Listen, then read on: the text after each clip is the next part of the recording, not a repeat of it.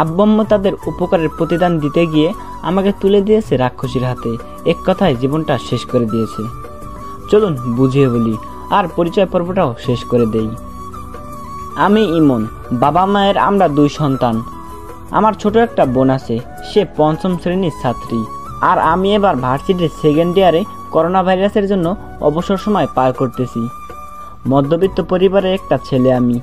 আর আব্বুর বন্ধু অনেক বড় লোক, উনি সব বিপদে আমাদের পাশে থেকেছেন। আর এসবের বিনিময়ে আমাকে চেয়েছে তার মেয়ের জন্য। আঙ্কেলের মেয়ে নাকি আমাকে না পেলে মরে যাবে। মেঘা আঙ্কেলের মেয়ে, প্রচণ্ড রাগী আর জেদি মেয়ে, যা চায় তাই হাসিল করে থাকে। আর এই মেয়ের বাকি ইতিহাস পরে জানতে পারবেন। আর তাই এই সময়ে আব্বু আম্মু আমাকে তার প্রিয় বন্ধুর মেয়ের সাথে আমার বিয়ে ঠিক করে দিয়েছে। কি ভাবছেন আব্বুর বন্ধুর মেয়ে আমাকে ভালোবেসে বিয়ে করতেছে? তাহলে সম্পূর্ণ ভুল ভাবতেছেন। চলুন প্রথম থেকে বলি, তাহলে বুঝতে সুবিধা হবে। ভার্সিটির বেস্ট কাপল অব দ্য ইয়ারে অনেকজন অংশগ্রহণ নিয়েছে, সিনিয়র জুনিয়র অনেকেই। কোয়ার্টার ফাইনালে এসে মাত্র 8 দল টিকেছে। তার মধ্যে সব থেকে এগিয়ে মেঘা আর রিয়াদের জুটি। তারপরে আমি আর তিশা। কোয়ার্টার ফাইনাল আর সেমিফাইনালে 4 দল বাদ হয়ে গিয়েছে, আর বাকি 4 দলের মাঝে চলবে ফাইনাল। খেলায় আমি 2য় স্থানে, সেটা মেঘা মানতে রাজি না। তারপরেও কিছু না বলে চুপচাপ চলতে লাগলো দিনকাল। ফাইনালের দিন ঠিক করা হলো 5 দিন পর। তবে এবার আর আগের মতো না। অন্যদিন খেলা হতো কোলে করে 100 মিটার দৌড়, হাত ছুঁয়ে বলে দেওয়া, আরও কিছু হতো। তবে এবার তার সাথে একটা নতুন অপশন জুড়ে দিয়েছে, সেটা হলো কাপল ডান্স করতে হবে 4 দলকে। কথাটা শুনে আমি চিন্তায় পড়ে গেলাম, কারণ ডান্স আমি কিছু কিছু পারি, তবে তিশা খুব ভালো ডান্স পারে। মেঘা আর রিয়াদের দিকে তাকিয়ে দেখি ওদের মুখটা কালো হয়ে গিয়েছে, কারণ এরা কেউই ডান্স পারে না। যাক, বাসায় এসে ফ্রেশ হয়ে চলে গেলাম তিশাদের বাসায় ডান্স প্র্যাকটিস করতে। 5 দিনে মোটামুটি ভালো ডান্স শিখিয়েছে তিশা আমাকে। যেহেতু মেঘা আর রিয়াদ ভালো ডান্সে জানে না, তাই এটাই আমাদের প্লাস পয়েন্ট, আর এটার ফায়দায় উঠাবো আমি। যাক, ফাইনাল খেলায় মেঘাদের থেকে সব দিক দিয়ে একটু পিছিয়ে থাকলেও ডান্সের দিক দিয়ে আমরা অনেক এগিয়ে।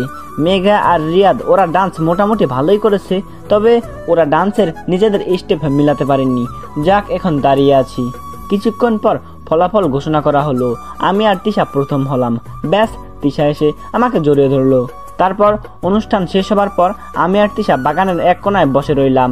তখন ওই দেয়ালের ওপাশ থেকে কারো কথা কানে আসলো। কি রে মেঘা, সাধারণ একটা মধ্যবিত্ত ছেলের কাছে হেরে গেলি তুই? স্যার, নতুন একটা নিয়ম করার কারণে এরকমটা হয়েছে। তারপরেও তুই এই ছেলের কাছে হেরে গিয়েও নিজের মান সম্মান সব মাটিতে মিশিয়ে দিয়েছিস। বাদ দে, আর সময় হলে ওই ইমনের বাচ্চাকে আমি দেখে নিব। তুই কিছুই বলিস না কেন ওই ইমনকে? আরে সে বাবার বন্ধুর ছেলে, তাই জোর দিয়ে কিছু বলতে পারি না। আরো অনেক সমস্যা আছে যা তুই বুঝবি না। ওকে চল, বাসায় যাই। তারপর তারা চলে গেল। তখন তিশা আমাকে বলল, মেঘা কি সত্যি তোমার আব্বুর বন্ধুর মেয়ে? তুমি এই মেয়েটার থেকে দূরে থাকবা সব সময়, না জানি কবে তোমার ক্ষতি করে বসে। ওকে ম্যাডাম, আর চলেন এখন আপনাকে বাসায় নামিয়ে দিয়ে আসি। আমি বাসায় যাব। তারপর তিশাকে নিয়ে বাসার দিকে রওনা দিলাম। তিশা হলো প্রিন্সিপাল স্যারের মেয়ে। জানি না কেন অনেক ভালো লাগে মেয়েটাকে। আস্তে আস্তে সম্পর্কে জড়িয়ে গেলাম দুজন, এটা প্রিন্সিপাল স্যারও জানে। তারপর তিশাকে তার বাসায় নামিয়ে দিয়ে আমি চলে গেলাম আমার বাসায়। খাওয়া দাওয়া করে দিলাম এক ঘুম। সন্ধ্যায় উঠে দেখি মেঘা ফোন দিয়ে রেখেছে কয়েকটা। ফোন সাইলেন্ট ছিল, তাই সজাগ পাইনি। ফোনটা হাতে নিয়ে কল ব্যাক করলাম। ফোন রিসিভ করার পর মেঘা বলল, একটা অনুষ্ঠানে জিতে তোর ভাব তো দেখি আকাশে উঠে গেছে। ঘুমাইলে সবাই আকাশে উড়ে, কি বলবি বল। আর ফোন দিয়েছিস কেন? তোর সাথে প্রেম করব তাই। গাঁজার দাম কত হয়েছে রে? আমি কিভাবে জানবো ওইসব সাইপাসের দাম কত? তাহলে গাঁজাখুরি কথা বলতেছিস কেন তাহলে? ওই চুপ কর, আর পরশুদিন ক্লাসে নোটগুলো আমাকে দিয়ে যা। কেন, তুই ক্লাস করিসনি পরশুদিন? করেছি, তবে নোট করিনি। আর এত ভাবনা নিয়ে তাড়াতাড়ি এনে দিয়ে যা। আমাকে কি তুই কলেজের লোক ভাবিস নাকি? তোর প্রয়োজন তুই এসে নিয়ে যা। কথাটা বলার সাথে সাথেই ফোনটা কেটে দিল। আমিও আবার শুয়ে গেলাম। ঘুম আসছে না, তাই শুয়ে না থেকে উঠে ফ্রেশ হতে চলে গেলাম। হালকা নাস্তা করে পড়ার টেবিলে বসে পড়তে লাগলাম। কিছুক্ষণ পর হঠাৎ কেউ মাথায় থাপ্পড় দিল। তাকিয়ে দেখি মেঘা। আমাকে বলল, কি রে, ফোনে কি বলছিলি? কখন? একটু আগে যে বললি। আমি কি তোর গোলাম নাকি? কথাটা। তো ভুল কি বলেছি? তোর লাগলে তুই এসে নিয়ে যা, আমি কেন দিতে যাব? আমার কি ঠেকা পড়ছে? সময় আসলে দেখবি কে কার গোলাম হয়। ওকে বলেই মেঘা নোটগুলো নিয়ে চলে গেল। আমি নিজের কাজে মন দিলাম। সকালে রেডি হয়ে ভার্সিটিতে গেলাম। গিয়ে দেখি তিশা দাঁড়িয়ে আছে। তারপর দুজনে মিলে ভেতরে গেলাম। ভেতরে গিয়ে দেখি কিছু লোক এক জায়গায় জোড়া হয়ে দাঁড়িয়ে আছে। তাই তিশা আর আমি সেখানে গেলাম। গিয়ে দেখি মেঘা আর রিয়াদের কথা কাটাকাটি হচ্ছে, তাই সবাই তাকিয়ে দেখতেছে। হঠাৎ মেঘা রিয়াদের গালে ঠাস করে একটা থাপ্পড় বসিয়ে দিয়ে সেখান থেকে চলে যায়। আমি দাঁড়িয়ে দাঁড়িয়ে ভাবতে লাগলাম, এই মেয়েটা পারেও। এই নিয়ে হয়তো 12 ওদের ঝগড়া হয়েছে, আর শাস্তি হিসাবে রিয়াদকে একটা করে চর খেতে হয়েছে। এসব বাদ দিয়ে গিয়ে ক্লাসে মন দিলাম। লাঞ্চ টাইমে তিশা আমাকে নিয়ে ঘুরতে বের হয়ে গেল। বিকেলে বাসায় এসে দেখি মেঘা আর ওর আম্মু এসে বসে আছে। আমি সালাম দিয়ে ভেতরে গেলাম। সব কিছু রেখে চলে গেলাম শাওয়ার নিতে। বাহিরে এসে দেখি মেঘা আমার পড়ার টেবিলে বসে কি যেন লিখতেছে। তাই মেঘাকে বললাম, ওই তুই কি লিখিস? Love letter. বেশি বক বক করবি না, এমনিতেই মাথা গরম আজকে। আপনার তো সারা শরীরে কারেন্ট চলে 12 মাস। মানে তুই কি বলতে চাইছিস? মানে খুব সহজ, তোর কাছে এটা আর নতুন কি? 2 দিন পর রিয়াদকে মারবি, পরের দিন গিয়ে সরি বলে সব ঠিক করে ফেলবি। তাই অভিনয় না করে যা করার করে বিদায় হ। মেঘা লেখা আটকে দিয়ে উঠে চলে গেল, আর কেমন যেন রাগি চোখে দেখিয়ে গেল। পরের দিন সকালে ভার্সিটিতে গিয়ে মিমের সাথে বসেছিলাম। তখন ওই মেঘা এসে সামনে এসে দাঁড়ালো। তখন তিশা আমাকে বলল, চলো ইমন, অন্য কোথাও গিয়ে বসি। চলো। ওই ইমন, তুই বলেছিলি না রিয়াদকে থাপ্পড় দিয়ে আমি আবার সরি বলে সব ঠিক করে ফেলি? এবার আমি সব শেষ করে দিয়ে এসেছি। তো আমি কি করব এতে?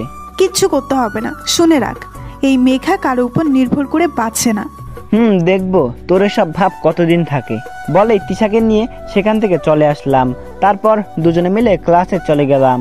বিকালে ক্লাস শেষ করে তিশা গেল প্রিন্সিপাল স্যারের সাথে দেখা করতে। তাই আমি গেটের বাইরে বসেছিলাম। তিশা বের হওয়ার সময় কেমন রাগে একটা লুক দিয়ে চলে গেল। কিছুক্ষণ পর এসে আমাকে বলল, ইমন, তুমি মেঘার থেকে দূরে দূরে থাকবে। কেন, কি হয়েছে? একটু আগে আমার একটা বান্ধবী এসে বলল মেঘা নাকি আমার আর তোমার সম্পর্কের মাঝে ফাটল ধরাতে চাইতেছে। তুমি সত্যি একটা বোকা। মানে হলো এই মেঘা বুঝি আমাদের মাঝে সম্পর্কে ফাটল ধরাতে পারবে।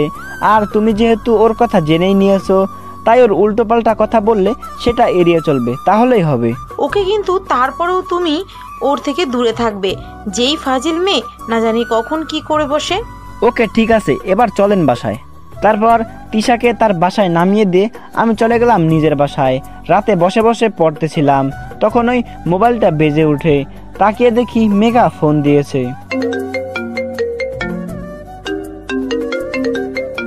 বিরক্তি ভাব নিয়ে ফোনটা রিসিভ করলাম। মেঘা বলে উঠলো, কিরে, ফোন ধরতে এত সময় লাগলো কেন? কি বলতে ফোন দিয়েছিস সেটা বল। বাবু, এত রাগ করে না, রাগ শরীরের জন্য ভালো না। আচ্ছা বল, কি বলবি? খেয়েছিস রাতে, নাকি এখনো না খেয়ে পড়তেছিস? এসব বলতে ফোন দিয়েছিস? তো তোকে কি প্রেম করার জন্য ফোন দিব নাকি? কথাটা শুনে ফোনটা কেটে দিলাম। কি একটা মেয়ের বাবা, আমার পিছনে এভাবে লেগে থাকে। এভাবে কিছুদিন চলে গেল। ভার্সিটির দিনগুলো সুন্দরভাবে কাটতে লাগলো। একদিন সকালে ভার্সিটিতে ঢুকতে যাব, তখন ওই পিছন থেকে মেঘা ডাক দিল। তাই দাঁড়িয়ে গেলাম। কি হয়েছে, কিছু বলবি? তোর জন্য তিশা একটা সারপ্রাইজ নিয়ে দাঁড়িয়ে আছে, যা ভেতরে। মেঘা আর কিছু না বলে চলে গেল। আল্লাহ জানে কি হয়েছে। এসব ভাবতে ভাবতে ভেতরে আসতেই তিশাকে দেখলাম মাঠের কোণে গিয়ে দাঁড়িয়ে আছে। আমি তিশার দিকে এগিয়ে যেতেই তিশা আমাকে দেখে আমার দিকে এগিয়ে আসলো। তিশা এসেই আমার দিকে একটা খাম এগিয়ে দিয়ে বলল, ইমন, এগুলো কি? আমি কি তোমাকে কম ভালোবেসেছিলাম যে তুমি আমাকে এত বড় ধোকা দিলে?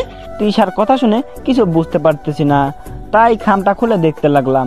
খামের ভেতরে কিছু ছবি, যেটাতে আমি মেঘাকে জড়িয়ে ধরে আছি। এরকম আরো কিছু ছবি আছে। ছবিগুলো দেখে মাথাটা চক্কর দিয়ে উঠলো। এটা কিভাবে সম্ভব, কিছুই তো বুঝতেছি না। ছবিগুলোতে ডুব দিলাম, তখন ওই তিশার কথায় ঘোর কাটলো। সারা কলেজ জানে তুমি আর মেঘা একজন আরেকজনকে শত্রু, আর ভিতরে ভিতরে এসব করো। প্লিজ চুপ করো, আমাকে ভাবতে দাও।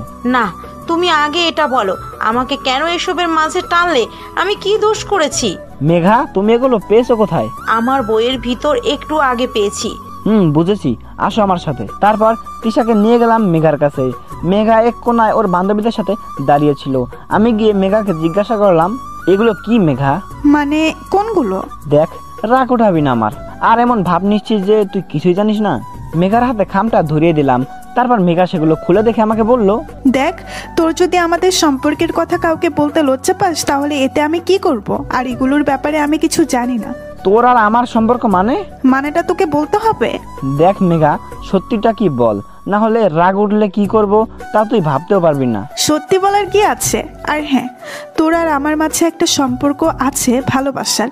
এটা তো আমি অস্বীকার করতে পারি না। কি আছে? রিলেশনশিপ। ব্যাস, রাগটাকে আর আটকাতে পারলাম না।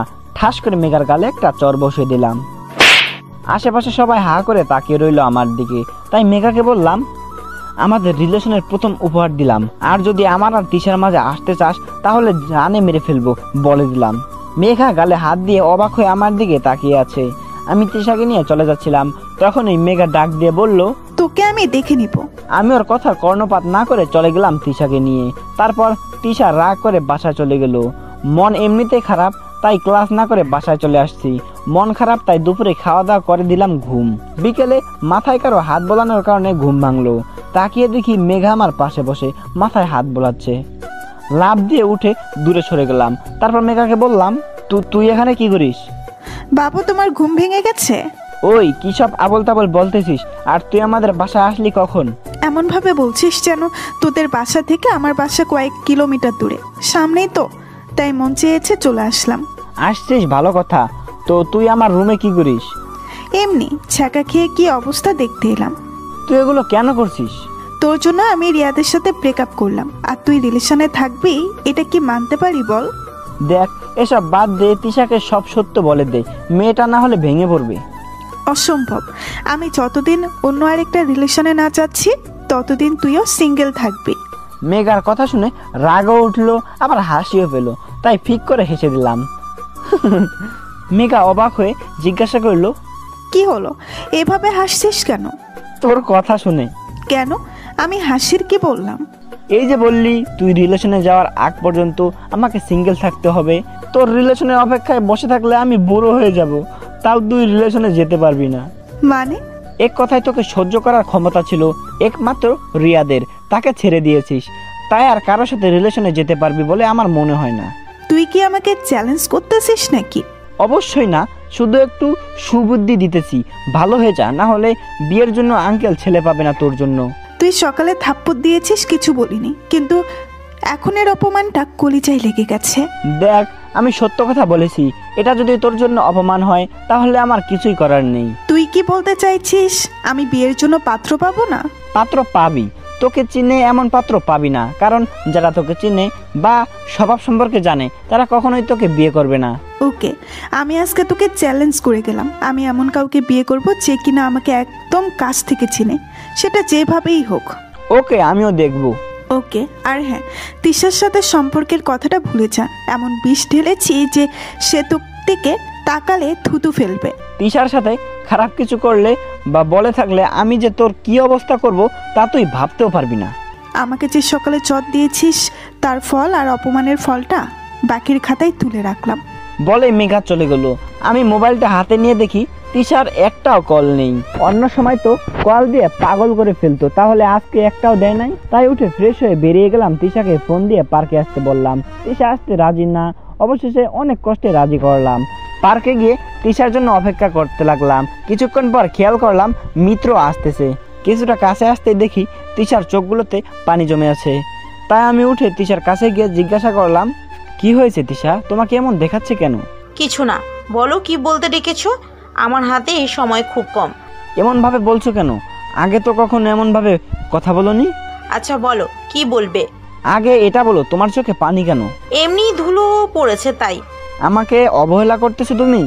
আচ্ছা যা বলার বলো, বাসায় কেউ নেই তাই তাড়াতাড়ি ফিরতে হবে। আসলে মেঘা যা বলছে বা দেখিয়েছে তা সম্পূর্ণ মিথ্যা। আর আমার মেঘার মাঝে কিছুই নেই, আর হবেও না। তিশা কিছুক্ষণ চুপ থেকে কি যেন ভাবতে লাগলো। তাই আবার বললাম, প্লিজ তিশা, তুমি মেঘার কথা বিশ্বাস করো না। ওই মেয়েটা আমাদের আলাদা করার জন্য এইসব বলতেছে। তিশা আমার দিকে কিছুক্ষণ মায়াবী দৃষ্টিতে তাকিয়ে থেকে বলল, মেঘার সাথে নাকি তোমার বিয়ে ঠিক হয়ে আছে ছোটবেলা থেকেই। কি? কে বলেছে এই ফাউল কথাটা তোমাকে? মেঘা একটু আগে ফোন করে বলল আমাকে তোমার সাথে ওর বিয়ে ঠিক আছে, আর তোমাদের মাঝে নাকি অনেকবার ফিজিক্যাল রিলেশনও হয়েছে। কথাটা শুনে মাথায় আগুন ধরে গেল। মেয়েটা এত নিচে নামতে পারে, যা বলার মতো না। তাই তিশাকে বললাম, তিশা, কিছুদিন আগে তুমি আমাকে বলেছিলে না মেঘা আমাদের মাঝে ফাটল ধরাতে চাই? এখন মেঘা সেটাই করতেছে। আর তুমি জানো না মেঘা জিতার জন্য যে কোনো কিছু করতে পারে বা বলতে পারে। তুমি আগে আমার প্রশ্নের উত্তর দাও, মেঘা যা বলছে সেগুলো কি সত্যি নাকি মিথ্যা? সবগুলো কথা মিথ্যা, আর ওই ছবিগুলো ছিল এডিট করা। তোমাকে বোকা বানিয়েছে সে, এখন সে মজা নিচ্ছে। মেঘা আসলেই একটা খারাপ মেয়ে। বলে তিশা আমাকে জড়িয়ে ধরলো, আমিও তিশাকে জড়িয়ে ধরলাম। তারপর তিশাকে বললাম, তিশা, তুমি আমাকে সত্যি ভালোবাসো? কোনো সন্দেহ আছে নাকি? না, আসলে তুমি এত সহজে ভুল বুঝে ফেলেছো আমাকে, যার কারণে অনেক কষ্ট পেয়েছি আমি। মেঘা এমন ভাবে বলেছিল আমি তো ভয় পেয়ে গিয়েছিলাম। আচ্ছা চলো এখন মেঘার সাথে একটু মজা নেওয়া যাক। মানে কি করবে তুমি? দেখতে থাকো। বল এই ফোনটা পকেট থেকে বের করে মেঘাকে ভিডিও কল দিলাম। মেঘা রিসিভ করে আমাকে বলল, কি রে, এই সময় ফোন দিয়েছিস? মুখটা একটু ভার করে ফেললাম আর হালকা কাঁদো কাঁদো ভাব নিয়ে বললাম, ওই তুই তিশাকে কি এমন বলেছিস যে সে আমাকে থাপ্পড় দিয়ে চলে গিয়েছে? কিছু মন্ত্র পড়েছি, তাতেই কাজ হয়ে গিয়েছে। আচ্ছা তোর কি মনে হয় তুই হালকা একটু বা বেশি মন্ত্র পড়লে আমার আর তিশার মাঝে ফাটল ধরাতে পারবি? এই দেখ। বলে তিশাকে টান দিয়ে আমার কাছে আনলাম আর তার কপালে একটা চুমু এঁকে দিলাম। ব্যাস, মেঘা যা বোঝার বুঝে গিয়েছে। মেঘা আর কিছু না বলে টুক করে ফোনটা কেটে দিল। এদিকে আমি আর তিশা হাসতে হাসতে শেষ। তিশাকে বাসায় নামিয়ে দিয়ে খাওয়া দাওয়া করে দিলাম এক ঘুম। পরের দিন ভার্সিটিতে যেতেই দেখি মেঘা এক কোনায় দাঁড়িয়ে আছে। তাই আমি মেঘার সামনে গিয়ে দাঁড়িয়ে বললাম, এভাবে মন খারাপ করে দাঁড়িয়ে আছিস কেন? এমনি, তোকে বলতে হবে নাকি? জানি কেন তোর মন খারাপ। যা তো, ফালতু বলিস না। আরে রাগ করিস না, আর যা পারিস না তা করতে গেলে এমনই হয়। আর তুই কিভাবে ভাবলি আমাদের আলাদা করতে পারবি? মেঘা এবার কিছু না বলে মুচকি হেসে দিল আর আমার দিকে খারাপ একটা লুক নিয়ে তাকালো। তাই বললাম, এভাবে তাকিয়েছিস কেন? না এমনি, আর দেখি তোদের সম্পর্ক কতদিন ভালো থাকে। একবারে শরম হয়নি তোর, নাকি আরো পেতে চাস? বাবু, সেটা সময় বলে দিবে। বলে মেঘা চলে গেল আর আমি দাঁড়িয়ে রইলাম ওইখানে। তারপর হঠাৎ পিছন থেকে কেউ কাঁধে হাত রাখে। তাকিয়ে দেখি তিশা। আমাকে বলল, ইমন, তুমি এখানে দাঁড়িয়ে আছো কেন? এমনি, চলো ক্লাসে যাই। তারপর তিশাকে নিয়ে ক্লাসে চলে গেলাম। তবে মেঘা আবার কি করে তা নিয়ে টেনশনে পড়ে গেলাম। যাক, যা হবার তা দেখা যাবে। দুপুরে তিশা চলে আসলো ক্লাস না করে। আমি বিকেলে ক্লাস শেষ করে তিশাকে নিয়ে একটু ঘুরতে গেলাম মনটাকে হালকা করার জন্য। তবে মেঘার সেই ভিলেনের মতো হাসিটা ভাবাচ্ছে আমাকে। কি না কি করে সেটা নিয়ে টেনশনে আছি। তখন ওই তিশা আমাকে বলল, ইমন, কি এত ভাবতেছো তুমি? না আসলে সকালে। তারপর তিশাকে সব বললাম। তাই একটু চিন্তা হচ্ছে, ও যেই মেয়ে না জানি কি করে বসে। আরে এ নিয়ে চিন্তা করো না, ও আর আমাকে ভুল বোঝাতে পারবে না। তুমি আরামে গিয়ে ঘুমিয়ে থাকো। এবার যদি আমাকে ভুল বুঝো তাহলে তোমার সাথে আর কথাই বলবো না আমি। ওকে, আর তুমি ওই পেতনিটার থেকে দূরে থাকবে। ওকে। আর মেঘা কিছু বললে আগে আমাকে জানাবেন, না জানিয়ে আবার মুখ ফুলিয়ে বসে থাকেন না আবার। তুমি মেঘাকে বলে দিবে আমার সাথে যেন কথা বলতে না আসে। ওকে। আর কিছু বলতে হবে? আর আমাদের দেখে যেন হিংসা না করে। ওকে পাগলি, সব বলে দিব এখন, ঠিক আছে? ওকে। এখানে নিয়ে আসলে কেন? তোমাকে কিডন্যাপ করব বলে। শয়তান। চলো একটু হাঁটি, তারপর না হয় বাসায় যাওয়া যাবে। চলো। কিছুক্ষণ পর হঠাৎ ফোনটা বেজে উঠলো।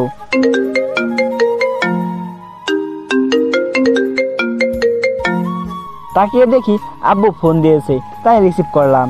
কিরে, কোথায় তুই? এই তো একটু বাইরে, বাসায় আসবো একটু পর। তাড়াতাড়ি আয়, কাজ আছে একটু। ওকে, আসতেছি। বলে ফোনটা কেটে দিলাম। তখন ওই তিশা আমাকে বলল, বাসায় যেতে বলেছে নাকি? ওকে চলো, আজকে বাসায় চলে যাই, পরে আরেকদিন আসবো। ওকে চলো। তারপর তিশাকে তার বাসায় নামিয়ে দিয়ে আমি চলে গেলাম আমার বাসায়। কলিং বেল দিতেই ছোট বোন এসে দরজা খুলে দিল।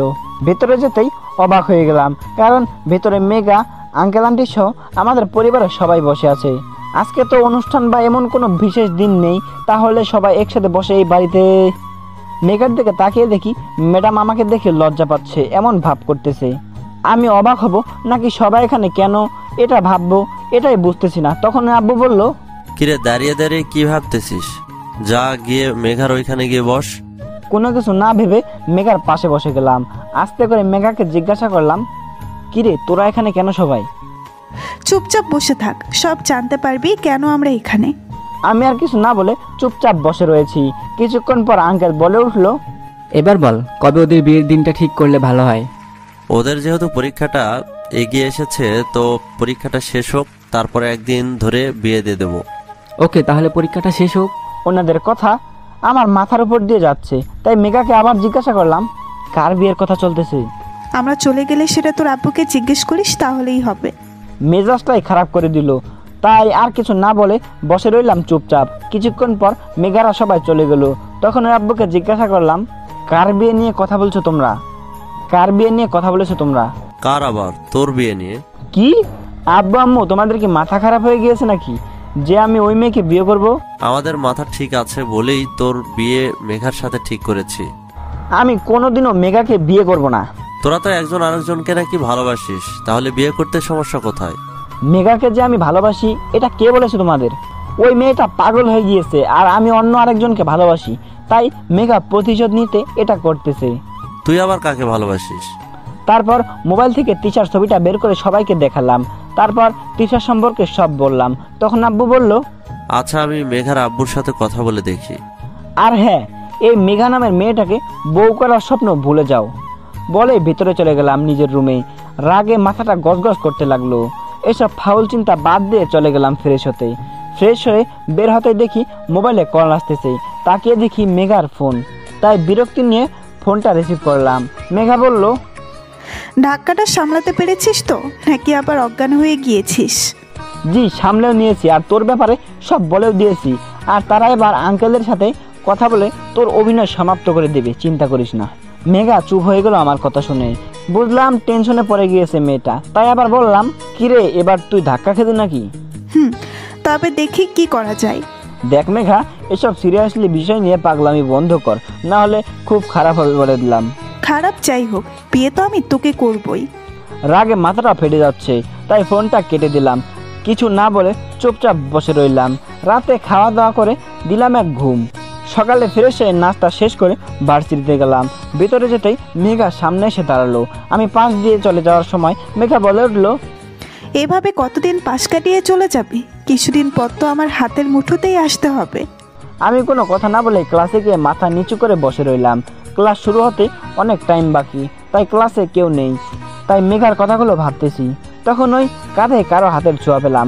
তাকিয়ে দেখি তিশা। কি হয়েছে? তুমি মন খারাপ করে বসে আছো কেন? কিছু না। ইমন, কি হয়েছে আমাকে বলো। কিছু না বলে তিশাকে জড়িয়ে ধরলাম। চোখ দিয়ে পানি চলে আসলো আপনা আপনি। জানি না চোখের পানিটা কেন এসেছে। তিশা হয়তো কিছুটা অবাক হয়েছে আমার এমন আচরণ নিয়ে। কালকে বাসায় গিয়ে দেখি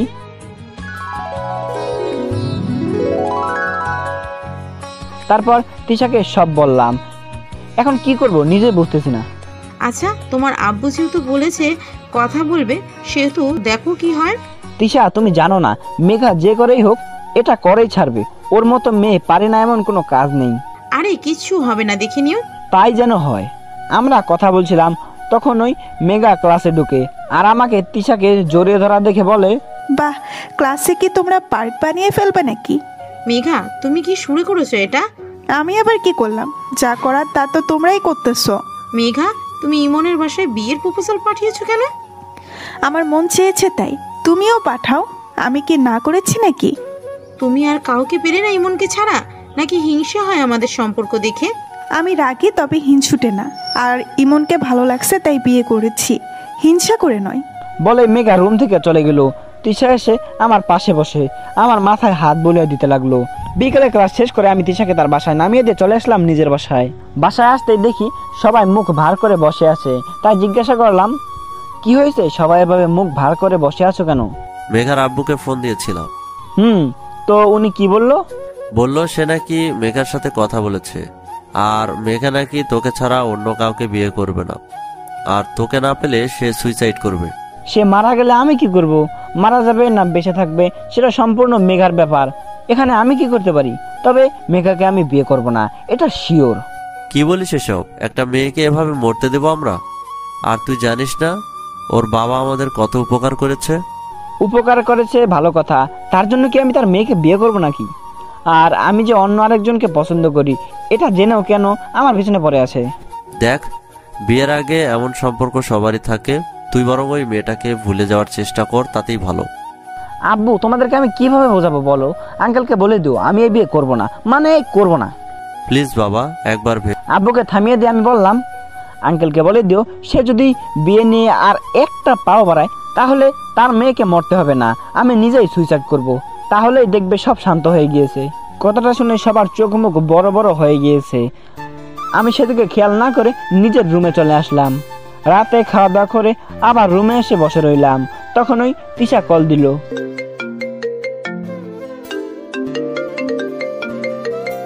তারপর তিশাকে সব খুলে বললাম।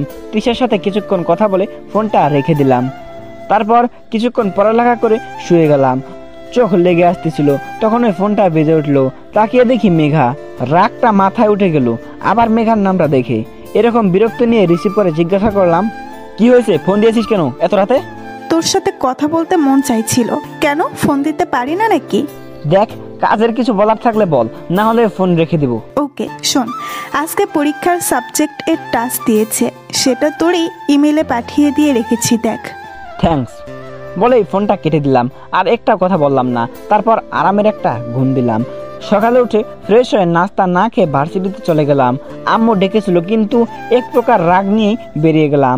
ভার্সিটিতে গিয়ে দেখি তিশা দাঁড়িয়ে আছে এক কোনায়, তাই আমি তিশার কাছে গেলাম। তারপর বসে রইলাম চুপ করে, মন খারাপ করে। তখন ওই পিছন থেকে কেউ কাঁধে হাত রাখলো। তাকিয়ে দেখি মেঘা। মেঘা বলল, কিরে, তুই নাকি না খেয়ে চলে এসেছিস ভার্সিটিতে? তো কি হয়েছে? খাওয়ার উপর রাগ করতে নেই, ধর এটা খেয়ে নে। বলে একটা প্যাকেট আমার দিকে এগিয়ে দিল। এমনিতেই মাথায় রাগ, তার উপর আবার এইসব ঢং করতেছে, তাই বললাম, দেখ মেঘা, এমনি তো মাথা ঠিক নেই, তার উপরে প্যারা দিস না, প্লিজ যা এখান থেকে। ওকে, তবে এগুলো খেয়ে নিস। বলে এই প্যাকেটটা রেখে চলে গেল। আমি প্যাকেটটা নিয়ে দূরে ছুঁড়ে মারলাম। তখন তিশা আমাকে বলল, ইমন, তুমি খেয়ে আসোনি সকালে? আবার তুমি শুরু করো না প্লিজ। না, চলো গিয়ে খেয়ে আসি, আর সব ঠিক হয়ে যাবে, দেখো। এখন চলো খেয়ে আসি। তারপর তিশার জোরাজোরির কারণে যেতে হলো খেতে। নাস্তা শেষ করে চলে আসলাম ক্লাসে। বিকেলে ক্লাস শেষ করে বাসায় আসতেই দেখি সবাই চুপচাপ করে বসে রয়েছে। আমি কাউকে কিছু না বলে রুমে গিয়ে ফ্রেশ হয়ে খেতে বসলাম। এভাবে দুদিন কেটে গেল স্বাভাবিকভাবেই। ভাবলাম আঙ্কেল হয়তো এই বিষয় নিয়ে আর এগোবে না, কিন্তু শুক্রবার আজকে, তাই সবকিছু বন্ধ। বিকেলে নিচে সবাই মিলে টিভি দেখতেছি। এমন সময় আঙ্কেল ফোন দিয়েছে আব্বুর মোবাইলে। আব্বু ফোন রিসিভ করে কথা বলতে লাগলেন। আব্বু আঙ্কেলকে বোঝাইতে চাইছেন, কিন্তু আঙ্কেল বোঝার পাত্রই না। আব্বু তখন ফোনটা লাউড স্পিকার দিয়ে সবার সামনে রাখলেন। তখন আঙ্কেল বললেন, দেখ, তুই ইমনকে যেভাবেই হোক রাজি করা, না হলে মেঘা আমাকে হুমকি দিয়েছে যে 1 সপ্তাহের মধ্যে যদি বিয়ের দিন ঠিক না করা হয় তাহলে সে নিজেকে শেষ করে দিবে। তুই মেঘা মাকে একটু বুঝিয়ে বল। আমি তাকে অনেক বুঝিয়েছি কিন্তু কোনো লাভ হয় নাই। তার একটাই কথা, বিয়ে পরীক্ষার পরে হলেও চলবে, তবে 1 সপ্তাহের ভিতরে বিয়ে কবে হবে সেই দিন তারিখ ঠিক করতে হবে। দেখ, এখন আমরা যেদিকেই যাই সেদিকেই বিপদ। বিয়ে ঠিক না করলে মেঘাকে হারাতে হবে, আর ঠিক করলে আমার ছেলেকে হারাতে হবে। দেখ, তুই কি করবি জানি না, তবে ইমনকে যে করেই হোক বিয়েতে রাজি করাতে হবে। আমি কি করব নিজেই বুঝতেছি না। দেখ, তুই ইমনকে বল প্রয়োজন পড়লে আমার সব সম্পত্তি আমি ইমনের নামে করে দিব, তাও আমার মেয়েকে বাঁচা। দেখ ইমন, এভাবে রাজি হবে না, আর তুই মেঘাকে বুঝিয়ে বল যেন পাগলামি না করে। আরে সে কি কথা শোনার মেয়ে নাকি? ও যা বলবে তাই, না হলে কি করে বাকিটা তো তুই জানিসই। দেখ, যেদিকে যাব সেদিকেই বিপদ দেখতে পাচ্ছি, আমি কি করব কিছুই বুঝতেছি না। দেখ, যেভাবেই হোক ইমনকে আমার মেয়ের জন্য চাই। প্রয়োজনে আমি সারা জীবন তোকে যা উপকার করেছি তার বিনিময়ে হিসেবে হলেও তোর ছেলেকে আমার মেয়ের জন্য চাই, তাও আমি মেঘাকে হারাতে পারবো না। কথাটা বলে আঙ্কেল ফোনটা কেটে দিল। আর আমি কথাটা শুনে স্তব্ধ হয়ে গেলাম। উনি বিনিময়ে আমাকে চাইতেছে? কি বলবো, নিজের ভাষায় হারিয়ে ফেলছি। আব্বুর দিকে তাকিয়ে দেখি মুখটা কালো হয়ে আছে, আমাকেও কিছু বলতে পারতেছে না, আর ওইদিকে সামলাতেও পারতেছে না। সবাই থ মেরে বসেছিলাম। তখন ওই আব্বু বলে উঠলো, এবার বল আমি কোন দিকে যাব? নিজেকে আজ বড় অপরাধী মনে হচ্ছে। আব্বু আঙ্কেলের সাথে কথা বলে দেখি কি হয়। তুই আর কি বলবি? দেখলি না উপকারের বিনিময় হিসেবে তোকে চাইতেছে। আমি আর কিছু বলার ভাষা খুঁজে পেলাম না। উপকারের বিনিময় দিতে হবে এভাবে, তা জানতাম না আমি। এসব ভাবতেছি তখন আব্বু বলে উঠলো, সব সমস্যা আমাকে ঘিরে, আমি না থাকলে সব ঠিক হয়ে যাবে। তোকে বা মেঘাকে কাউকেই মরতে হবে না, আমি মরে গেলে সব ঠিক হয়ে যাবে। বলে আব্বু নিজের রুমে চলে গিয়ে দরজা বন্ধ করে দিল। আম্মু আর ছোট বোন গিয়ে দরজা ধাক্কাতে লাগলো। আমি তখনও জিম মেরে বসে আছি। তিশাকে ছাড়া বাঁচার কথা কখনো কল্পনা করিনি, আর এখন বিয়েতে রাজি না হলে হয়তো আব্বুকে হারাতে হবে। কি করব কিছুই বুঝতেছি না। এমন মনে হচ্ছে নিজের ভেতরে টেনশন বেশি হওয়ার কারণে সেটা জ্যাম হয়ে গিয়েছে। পরিস্থিতি আগে সামলাতে হবে, তাই উঠে আব্বুর দরজার সামনে গিয়ে বললাম, আব্বু আমি বিয়ে করব মেঘাকে, তাও তুমি কিছু করো না প্লিজ। কিছুক্ষণ পর আব্বু বেরিয়ে এসে আমাকে জড়িয়ে ধরে বলল, তুই আমাকে ছোট হওয়া থেকে বাঁচালি। আমি কিছু না বলে রুমে চলে আসলাম। এসে ওয়াশরুমে ঢুকে গেলাম। পানির ট্যাপটা ছেড়ে দিয়ে মুখটা ধুয়ে নিলাম। চোখ দিয়ে পানি পড়তে লাগলো। মনে মনে ভাবতে লাগলাম আবারও এক মধ্যবিত্ত হেরে গেল পৃথিবীর নিয়মের মাঝে। এসব ভাবছিলাম আর চোখ দিয়ে পানি পড়ছিল। কিছুক্ষণ পর ওয়াশরুম থেকে বেরিয়ে আসলাম। ঠিক করে নিলাম যে হয়তো সুখে থাকতে পারবো না মেঘাকে বিয়ে করে, তবে সবাইকে খুশি তো রাখতে পারবো, এতেই অনেক কিছু। তবে এটা করলে যে তিশার কাছে অপরাধী হয়ে যাব, এটা তাদের কিভাবে বোঝাবো? আমি কি করব তা নিজে জানি না। হয়তো একজনের কাছে অপরাধী হব, তবে সবাইকে সুখে রাখতে পারবো, এতেই অনেক। রাতে খাওয়া দাওয়া করে বিছানায় শুয়ে ভাবতে ভাবতে কখন ঘুমিয়েছি তা নিজেও বলতে পারি না। সকালে কারো ফোনে ঘুম ভাঙলো, তাকিয়ে দেখি তিশা। বুকটা ধাক করে উঠলো, তাও রিসিভ করলাম। তারপর তিশা বলল, কি জনাব, ঘুম ভাঙেনি? এই তো। আচ্ছা, আজ থেকে নাকি আর ক্লাস হবে না, তাই ভার্সিটিতে আজ যাওয়ারও দরকার নাই। ওকে, তুমি বিকালে একটু দেখা করতে পারবে? কোথায় আসতে হবে বলো? তুমি নদীর পাড়ে এসো। ওকে। তারপর আরো কিছুক্ষণ কথা বলে ফোনটায় রেখে দিলাম। উঠে ফ্রেশ হয়ে নিচে গিয়ে নাস্তা করে নিলাম। তারপর আঙ্কেলের বাসার দিকে রওনা দিলাম। যাওয়ার পর আঙ্কেল আন্টির সাথে কৌশল বিনিময় করে জিজ্ঞাসা করলাম, আন্টি মেঘা কোথায়? সে তো ঘুমাচ্ছে। কেন, কোনো কাজ আছে নাকি? না আন্টি, ওর কাছে আমার একটা খাতা আছে, সেটা নিতে এসেছি। ও আচ্ছা, তুমি যাও, গিয়ে নিয়ে আসো। আমি আর কিছু না বলে সোজা উপরে চলে গেলাম মেঘার রুমে। গিয়ে দেখি সে এখানেও ঘুমাচ্ছে। ঘুমন্ত অবস্থায় মেঘাকে কেউ দেখলে বলবে না মেঘা এমন কাজ করতে পারে, কারণ ঘুমালে মেঘাকে অনেক মায়াবী লাগে। মেঘাকে হালকা করে ডাক দিতেই সে আমাকে বলল, কি রে, তুই আমার রুমে এত সকালে? সূর্য আজকে কোন দিক দিয়ে উঠলো? ছাদে আয়, তোর সাথে কথা আছে আমার। বলে আমি ছাদে গিয়ে দাঁড়িয়ে রইলাম। কিছুক্ষণ পর মেঘা এসে আমাকে বলল, কি রে, কি বলবি বল? প্লিজ এসব কাহিনীগুলো থামা, আমি আর নিতে পারতেছি না। তুই কিসের কথা বলছিস? দেখ, ভাব ধরিস না প্লিজ। আর আমি হার মেনে নিয়েছি তোর কাছে। এখন থেকে তুই যা বলবি আমি তাই শুনবো। তাও সব ড্রামা বন্ধ কর। আমি তোকে বিয়ে করব? এখানে ড্রামা আসবে কোথা থেকে? আমি সিরিয়াসলি তোকে বিয়ে করব। বললাম তো আমি হার মেনে নিয়েছি। প্রয়োজন পড়লে তোর পাগুলো দে, আমি তোর পা ধরে ক্ষমা চাইবো। আর তুই যা বলবি তাই শুনবো, প্রমিস। ভেবে বলছিস তো? বল কি করতে হবে এর বিনিময়ে? বাসার সবাই যেভাবে বলছে তুইও তাদের কথা মতো আমাকে বিয়ে করে নে, বাস এটাই দাবি। মেঘার কথায় রাগ উঠতে লাগলো আমার। যেই কথাটাই বলি সেই কথাটাকে ঘুরিয়ে এক জায়গাতেই আনে। নিজের রাগটাকে কন্ট্রোল করে বললাম, আচ্ছা বিয়ে করা ছাড়া কি আর তোর কাছে অন্য কোনো উপায় নেই? আছে তো। তাহলে এতক্ষণ কথা না ঘুরিয়ে ওই উপায়টা তো বলতে পারতি। বল কি উপায়? আমাকে বউ বানিয়ে নে। মাথা নষ্ট হয়ে যাবে এই মেয়ের সাথে কথা বললে। তাই আর কথা না বাড়িয়ে চলে আসলাম বাসায়। বিকেলে পার্কে মনমরা হয়ে বসেছিলাম, তখন ওই তিশা এসে পাশে বসে গেল। আমাকে এভাবে বসে থাকতে দেখে জিজ্ঞাসা করলো, ইমন কি হয়েছে তোমার, আমাকে খুলে বলো। কিছু না বলে মাথাটা নিচের দিকে দিয়ে চুপচাপ বসে রইলাম, কারণ তিশাকে কি বলবো এটাই ভেবে পাচ্ছি না। তখন ওই তিশা আবার বলল, আবার নতুন করে কি হয়েছে? নতুন করে কিছু হয়নি, যা ছিল তা শেষ করে ফেলেছে মেঘা, আর আমি হেরে গিয়েছি তিশা। মানেটা একটু খুলে বলো প্লিজ। কালকে ঘটনা তিশাকে সব বললাম, বলেই চুপ করে গেলাম। তিশার চোখের কোণে পানি জমে আছে, কিন্তু হাত দেওয়ার অধিকারটা হয়তো হারিয়ে ফেলতেছি। এভাবে কিছুক্ষণ দুজনে চুপ করে বসে রইলাম। তখন ওই তিশা আমাকে বলল, ইমন তুমি আমাকে ভুলে যেতে চেষ্টা করো, তাতেই ভালো। কারণ তোমাকে এমন জায়গায় এনে দান করিয়েছে যে তোমাকে হয়তো আমাকে না হয় তোমার বাবার সম্মান আর জীবনটা একটা বেছে নিতে হবে। তাই তোমার জন্য ভালো হবে আমায় ভুলে যাও। আমি অশ্রু চোখে তিশার দিকে তাকালাম। তিশা তার নজর সরিয়ে নিল। হয়তো নজর মিলালে তিশা নিজেকে সামলে রাখতে পারবে না, তাই নজর নামিয়ে ফেলছে। তিশা জানো, আমি এমন একটা জায়গায় এসে দাঁড়িয়েছি, এখন সামনে পেছনে যেদিকে যাই কারো না কারো কাছে অপরাধী হতে হবে। ইমন তুমি নিজেকে সামনের দিকে নিয়ে যাও, আর আমি কিছু মনে করব না। তুমি মেঘাকে বিয়ে করে নাও, তাহলে তুমি অনেক খুশি হবে। সান্ত্বনা দিতেছো? তিশা আমাকে কিছু না বলে চুপ করে বসে রইল। তিশার পাশে বসে থাকতে পারতেছি না, নিজেকে কেমন অপরাধী মনে হচ্ছে। তখনই তিশা বলল, চলো বাসায় যাই, এমনিতেই অনেক রাত হয়ে যাচ্ছে। আর আমরা এক থাকতে পারবো না বলে কি হয়েছে, আমরা তো ভালো ফ্রেন্ড হয়ে থাকতে পারি নাকি?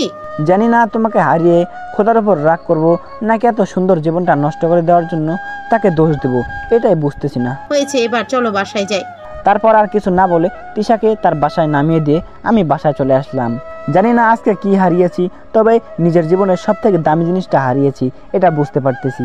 তবে মেঘার উপর প্রচুর রাগ হলো। তার দরকার বিনিময়ে ভালোবাসা, তাই তাকে বিনিময়ের ভালোবাসাই দেব, কখনো মনে জায়গা করতে পারবে না। মেঘাকে বিনিময়ের সব কিছু দিব, তার সাথে আমার সম্পর্ক থাকবে শুধু উপকারে বিনিময়ে ভালোবাসা। মেঘাকে আর তুই না, এখন থেকে আপনি করে বলবো, কারণ সে সব ভেঙে দিয়েছে শুধু বিনিময়ের ভালোবাসা চেয়ে। পরের দিন সকালে ভার্সিটিতে গিয়ে এক কোনায় বসেছিলাম, তখন ওই মেঘা এসে বলল, কিরে আজকে তোর নায়িকা কোথায়, দেখতে পাচ্ছি না? চুপ করে বসে রইলাম। তখন ওই মেঘা আবার বলল, কিরে কথা কানে যায় না? জি বলেন, আমি শুনতেছি।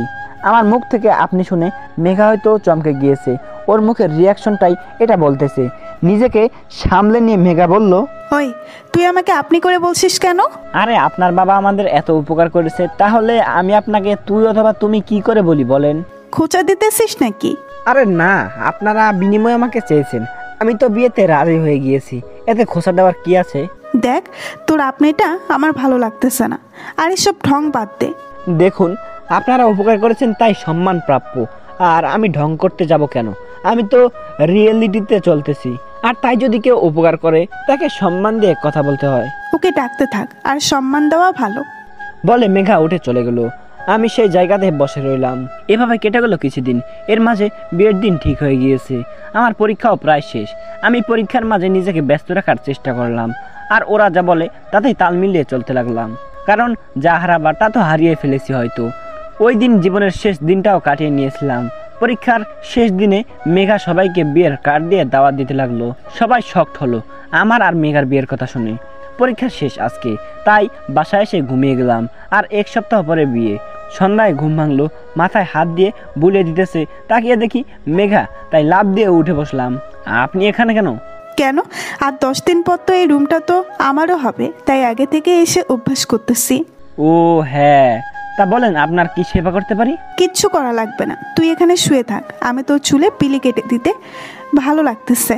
আমি কিছু না বলে চুপচাপ শুয়ে গেলাম, কারণ জীবনে একটাই লক্ষ্য, তার বিনিময়ে কিভাবে পূরণ করব। এভাবে কেটে গেল আরো 9 দিন। সবকিছুই ঠিকঠাক চলতেছিল, বিয়েটাও হয়ে গেল আজকে।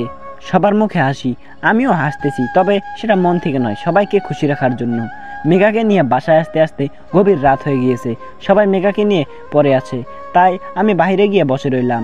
রাতে বাইরে বসে চাঁদের দিকে তাকিয়েছিলাম, তখন ওই আব্বু কাঁধে হাত রাখলো। আমি বললাম, আব্বু কিছু বলবে? তোকে অনেক কষ্ট দিয়ে ফেলছি না রে।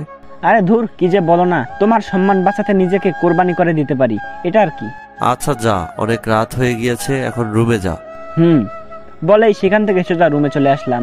দরজা লাগিয়ে ওয়াশরুমে চলে গেলাম। ফ্রেশ হয়ে এসে দেখি মেঘা নতুন বইয়ের মতো খাটে বসে আছে, তাই গিয়ে জিজ্ঞাসা করলাম, আপনার কি সেবা লাগবে বললে ভালো হতো। মেঘা এবার চট করে ঘুমটা তুলে আমার দিকে রাগি চোখে তাকিয়ে বলল, নতুন বইয়ের সাথে কি করতে হয় তা জানিস না? জি, বলে দিলে ভালো হতো। নিজের ভেতরে ফিলিংস থেকে যা আসে তাই থেকেই কর, এটাও কি বলে দিতে হবে? সরি, আসলে ভেতরে ফিলিংস শব্দটা মারা গিয়েছে, তাই কি করতে হবে বলে দিলে ভালো হতো। মেঘা অবাক হয়ে কিছুক্ষণ তাকিয়ে রইল, হয়তো ভাবতেছে এমন ছেলেটা কি করে বদলে গেল। কিছুক্ষণ পর আমাকে বলল, কিচ্ছু করতে হবে না, এসে শুয়ে পড়। জি ঠিক আছে বলে গিয়ে খাটের এক পাশে শুয়ে গেলাম। মেঘা চলে গেল ফ্রেশ হতে। কিছুক্ষণ পর ফ্রেশ হয়ে মেঘা আমার বুকে এসে মাথা রাখলো। আমি চুপচাপ মরার মতো পরে রইলাম। তখন মেঘা বলল, আমাকে জড়িয়ে ধর। আমি কোনো কথা না বলে জড়িয়ে ধরলাম। তারপর মেঘা চুপচাপ ঘুমিয়ে গেল। আমার চোখে ঘুম নেই, তখন একটা কথাই মাথায় নাড়া দিতেছে। সবার মন রাখতে গিয়ে একজনের মন ভেঙে দিলাম আমি। এই অপরাধের ক্ষমা কোথায় থেকে পাবো? আর মেঘা ফিলিংসের কথা বলছে, সে নিজেই জানে না ফিলিংসগুলো শুধু একজনকে ঘিরে, আর সে হারিয়ে গেছে আমার জীবন থেকে। এসব হাজারো চিন্তা করতে লাগলাম, আর চোখ দিয়ে সমানে পানি পড়তে লাগলো। কখন যে সকাল হয়ে গেল নিজেও জানি না। হঠাৎ মেঘার বুকের মাঝে নড়াচড়ে দিয়ে উঠলো। বুঝলাম মেঘার ঘুম ভাঙতেছে। আমি হাত দিয়ে চোখের পানিগুলো মুছে ঘুমের ভান ধরে চোখ বন্ধ করে নিলাম। মেঘা উঠেই নিজেকে আমার থেকে ছাড়িয়ে নিল। তারপর মেঘা এমন একটা কাজ করলো যেটা আমি ভাবতে পারিনি। হঠাৎ করে আমি নিজের ঠোঁটের অন্য একজনের নরম ঠোঁটের ছোঁয়া অনুভব করলাম। ছোঁয়াটা ধীরে ধীরে অনেক গভীর হলো। মেঘা একটানা 5 মিনিট আমার ঠোঁটে কিস করলো। তারপর আমার ঠোঁট ছেড়ে দিয়ে আমার পাশে বসে হাঁপাতে লাগলো। আর আমি তখনও একটা রোবটের মতো বিছানায় শুয়ে থাকলাম। তারপর চলে গেল। আমি তাকিয়ে দেখি ওয়াশরুমে চলে গিয়েছে ফ্রেশ হতে। কিছুক্ষণ পর ফিরে আসার শব্দ পেলাম, তাই আবার চোখ বন্ধ করে শুয়ে রইলাম। কিছুক্ষণ পর মেঘা আমাকে ডাক দিল। ঘুম ভেঙেছে এমন একটা ভাব নিয়ে তাকালাম। তখন মেঘা বলল, তুই রাতের বেলায় ঘুমের মধ্যে কিস করলি কেন আমাকে? মেঘার কথা শুনে আমি টাসকি খেয়ে গেলাম। কাল রাতে আমি ঘুমালাম কখন? নাকি মেঘা ভাব নেওয়ার জন্য বলেছে? এসব ভাবতেছি তখন মেঘা আবার বলল, কি রে, উত্তর দিচ্ছিস না কেন? সরি, আসলে ঘুমের মধ্যে মানুষ কি করে তা তো বলতে পারে না, তাই ভুল হয়ে গিয়েছে, মাফ করে দিবেন প্লিজ। ওকে, যা উঠে ফ্রেশ হয়ে আয়। ওকে বলে উঠে চলে গেলাম ফ্রেশ হতে। ফ্রেশ হয়ে এসে রেডি হবার পর মেঘা আর আম্মুকে নিয়ে নাস্তা করতে গেলাম। আমি চুপচাপ গিয়ে নাস্তা করতে বসে গেলাম। ওইদিকে মেঘাকে নিয়ে সবাই মজা করতেছে। এসব কেমন যেন বিরক্ত লাগতেছে, তাই হালকা কিছু খেয়ে রুমে চলে আসলাম। কিছুতেই ভালো লাগতেছে না। আমার পেছনে পেছন মেঘাও রুমে আসলো। এসে আমাকে বলল, রুমে চলে আসলি কেন? আসলে ভালো লাগতেছিল না, তাই চলে আসছি। কেন, কোনো সমস্যা হয়েছে নাকি? সবাই কেমন করে যেন তাকিয়েছিল তোর চলে আসার দিকে। ও, তো এখন কি করতে হবে বলেন? আমার সাথে বাইরে আয় আর সবার সাথে হাসি মুখে কথাবার্তা বলবি। ওকে, এই হাসিটা চলবে? তোরা হাসি দিতে বলেছি, দাঁত বের করে দেখাতে বলি নাই। আর এমনভাবে হাসি দিতেছিস যেন হাসি দিতে কষ্ট হইতেছে তোর। ওকে, এই হাসিটা চলবে? আসলে এর চেয়ে সুন্দর হাসি আমি দিতে পারি না। কেন, আগে যে দিশার সাথে বসে বসে হাসতি ওইগুলো কোথায় এখন? ওই যার নামটা বলেছেন তার সাথে মাটি চাপা পড়ে গিয়েছে হাসিগুলো। আমার কথা শুনে মেঘা চুপ হয়ে গেল। কিছু বলতে গিয়েও থেমে গেল। তারপর বলল, আয় বাইরে যাই, রুমে ভালো লাগতেছে না। চলেন। তারপর মেঘাকে নিয়ে বাইরে গেলাম। সবার সাথে কথা বলতে লাগলাম। বিকেলে রেস্ট করতে রুমে এসে শুয়েছিলাম। তখন ওই মেঘা রুমে আসলো। তারপর ফ্রেশ হতে চলে গেল। ফ্রেশ হয়ে এসে দরজা লাগিয়ে দিয়ে এসে আবার বুকে শুয়ে গেল। আমি আগের মতো শুয়েছিলাম। তখন মেঘা বলল, আচ্ছা ইমন, এখন তো স্বামী স্ত্রী তাই না? কাজী সাহেব বলেছিল, কালকে শুনেছি।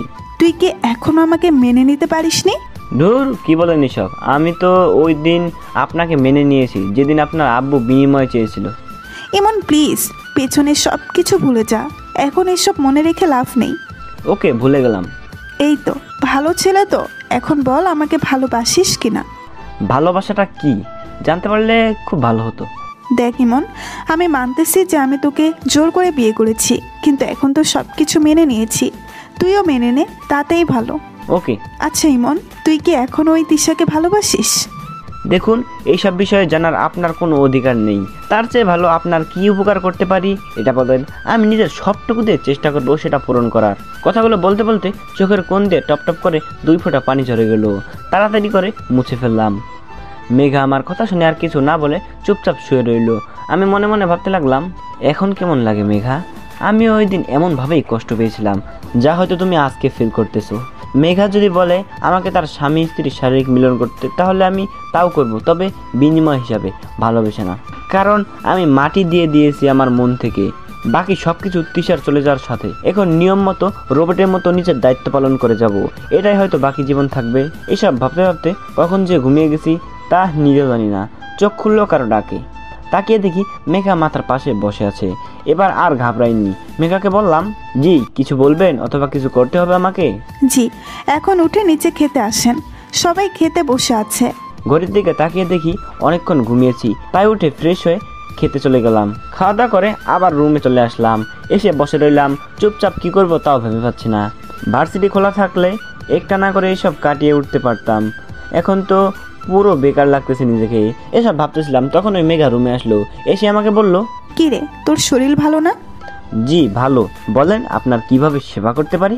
ওই আমি তোরে বলছি আমার কিছু লাগবে না। তাহলে কথায় কথায় এটা বলিস কেন? বলেন আপনার কি সেবা করতে পারি? জি, নিজের কাজটা যদি ভুলে যাই আর আপনি যদি এতে কষ্ট পান, তাই দায়িত্ব নিয়ে নিজের কাজটা নিজে করি। মেঘা আমার কথা শুনে কিছুক্ষণ ঢ্যাপ ঢ্যাপ করে তাকিয়ে রইল। তারপর হঠাৎ ঠাস করে গালে একটা চর বসিয়ে দিল। আমি বললাম, এতক্ষণে ভালো লাগতেছে আমার, এই যে আপনাকে সেবা দিতে পেরেছি। মেঘা আর কিছু না বলে ওয়াশরুমে চলে গেল। আমি কিছু না বলে বিছানায় গিয়ে শুয়ে রইলাম। কিছুক্ষণ পর মেঘা ওয়াশরুম থেকে বের হয়ে এসে আমার পাশে শুয়ে গেল। আমি সেদিকে খেয়াল না করে নিজের মতো শুয়ে রইলাম। কিছুক্ষণ দুজনের মাঝে নীরবতা বজায় রইল। হঠাৎ মেঘা বলে উঠল, ইমন তুই আমার বুকে মাথা দিয়ে ঘুমা আজকে। আমি মেঘার কথা মতো মেঘার বুকে মাথা দিয়ে শুয়ে গেলাম। তখন মেঘা আমাকে বলল, আমার হার্টবিট শুনতে পাচ্ছিস ইমন? জি। হার্টবিটগুলো কি বলতেছে তা কি শুনতে পাচ্ছিস না? সরি ম্যাডাম, এসব বোঝার ক্ষমতা আমি অনেক আগে হারিয়ে ফেলেছি। দেখ ইমন, আমি জানি তুই আমার উপর রাগ করে আছিস, মাফ করে দে প্লিজ। দেখুন, আমি কোনো ব্যাপারে আপনার উপরে রাগ করে নেই, তাই দেখ, বারে বারে মাফ এভাবে চেয়ে বলিস আমাকে না, লজ্জা দিবেন বললাম না তো প্লিজ। ভুল হয়ে গিয়েছে। প্লিজ ম্যাডাম, এভাবে বলবেন না। আমি যদি পারতাম তাহলে ক্ষমা করে দিতাম। দেখ ইমন, তোকে জোর করবো না, তুই ক্ষমা করে দে, না হলে কিন্তু আমি বাধ্য হব জোর করতে। ম্যাডাম, আপনি বললে আমি কাজ করে দেবো, জোর করার কি আছে? আমার কথা শুনে মেঘা রাগে টলমল করতে লাগলো। আমি কিছু না বলে চুপচাপ রইলাম। তখন মেঘা আবার বলল, বুঝছি, তোকে বুঝিয়ে পারবো না, তাই যা করার আমাকেই করতে হবে। আপনি কেন কষ্ট করতে যাবেন? আমাকে বলেন, আমি করে দিচ্ছি। তুই করতে পারবি? আমার সাধ্যের ভিতরে হলে অবশ্যই পারবো। ওকে, ভালোবাসতে পারবি আমাকে? সরি ম্যাডাম, এটা আমার সাধ্যের অনেক বাইরে, তাই পারবো না। আপনি চাইলে জীবন দিতে পারি, তবে ভালোবাসতে পারবো না। কথায় কথায় খোঁচা দেওয়াটা কোথায় থেকে শিখেছিস, বলবি একটু? সময়ের কাছ থেকে। আসলে সময় মানুষকে বদলে দেয় আর অনেক কিছু শিখিয়ে দেয়, মাঝে মাঝে পাথর সহ বানিয়ে দেয় একটা মানুষকে। ও তাই এমন ভাবে কথা বলিস? তোর কথায় শুধু কষ্ট পাই না, এমন লাগে বুকের ভেতরে হাতুড়ি দিয়ে আঘাত করতেছে, বুঝছিস? আন্তরিকভাবে দুঃখিত আমি। আপনি যদি আমার কথায় কষ্ট পেয়ে থাকেন। আমার কথা শুনে মেঘা ফিক করে হেসে দিল। তারপর বলল, আচ্ছা এসব বাদ দিয়ে একটা সোজা কথা বলে দেই, শুনে রাখ। জি ম্যাডাম। তোকে আমি 2 দিন সময় দিলাম, এর মাঝে আমাকে ভালোবেসে মেনে নিবি। তোর জন্য ভালো, আর এর মাঝে মেনে না নিলে তোর থেকে জোর করে আমি আমার অধিকার আদায় করে নিব। হালকা মুচকি হেসে আমি চোখ বন্ধ করে ফেললাম। জানি না মেঘা কি ভাবতেছে, আর সেটা জানার কোনো প্রয়োজনও মনে করি না। মেঘা আমাকে জড়িয়ে ধরলো। আমি কোনো কিছু না বলে চুপ করে শুয়ে রইলাম। হাজারো চিন্তা মাথায় নিয়ে ঘুমিয়ে গেলাম কখন তা বলতে পারি না। সকালে ঘুম ভেঙে তাকিয়ে দেখি আমি নিজের সিটে শুয়ে আছি, আর মেঘা আমার বুকে ঘুমিয়ে আছে। আমি ওঠার জন্য হালকা করে মেঘার বুক নামাতে চাইছিলাম, তখন ওই মেঘার ঘুম ভেঙে গেছে। ঘুমন্ত গলায় আমাকে বলল, এমন ঘুমাতে দে তো একটু, এত নড়াচড়া না করে যেভাবে আছিস সেভাবেই শুয়ে থাক প্লিজ। তারপর আবার ওইভাবেই শুয়ে রইলাম। কি আর করার, কিছু না বলে চুপচাপ শুয়ে চোখ বন্ধ করে রাখলাম। এভাবে কেটে গেল 2 দিন। বিয়ের সব নিয়ম প্রায় শেষ, তবে বাসায় বসে থাকতে থাকতে ভালো লাগতেছে না, তার উপর এইসব প্যারা।